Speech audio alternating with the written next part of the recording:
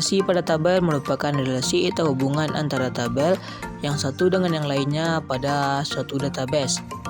Pada sebuah database, relasi dihubungkan dengan dua tabel yang dihubungkan melalui kolom foreign key pada tabel pertama dengan primary key dari tabel kedua. Di sini terdapat contoh hubungan antara tabel yang memiliki primary key dan foreign key. Berdasarkan gambar di sini, terdapat dua tabel, yaitu tabel dosen dan tabel jurusan yang memiliki primary key dan foreign key. Pada tabel jurusan terdapat primary key, ID jurusan, lalu foreign key, dosen ID dosen yang berelasi ke tabel dosen.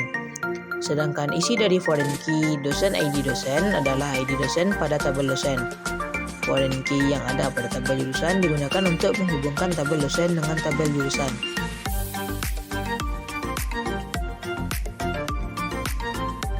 Yang pertama itu relasi one-to-one. Relasi one-to-one adalah relasi yang mana setiap satu baris data pada tabel pertama hanya berhubungan dengan satu baris pada tabel kedua. Di sini bisa dilihat pada gambar ini sebagai contohnya, untuk setiap dosen terhubung dengan satu jurusan, tidak terhubung dengan jurusan lainnya. Nomor 2 itu ada relasi one to many.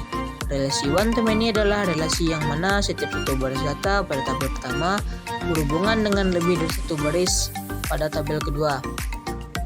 Di sini ada contohnya. Pada gambar di sini maksudnya satu dosen wali dapat menampung lebih dari satu mahasiswa. Yang ketiga itu ada relasi many to many. Relasi many to many adalah relasi yang mana setiap lebih dari satu baris data dari tabel pertama berhubungan dengan lebih dari satu baris data pada tabel kedua. Artinya, kedua tabel masing-masing dapat mengakses banyak data dari tabel yang direlasikan.